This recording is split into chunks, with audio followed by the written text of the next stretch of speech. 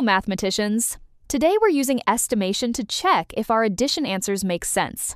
Estimating helps us quickly check if an answer is reasonable before we move on. First, we round each number to make them easier to add. 43 rounded to the nearest tens is 40, and 58 rounded to the nearest tens is 60. Next, we add the rounded numbers. 40 plus 60 equals 100. Our exact answer is 101, which is close to 100, so it makes sense.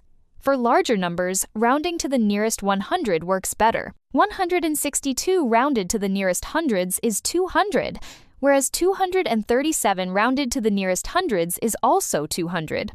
Adding them together, 400 is our estimated total. Our estimate was 400, and the exact answer is 399.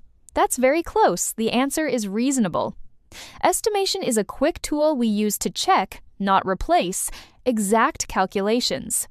Estimate, add, and compare. That's how we check if answers make sense. If this helped you, like the video and subscribe for more maths lessons.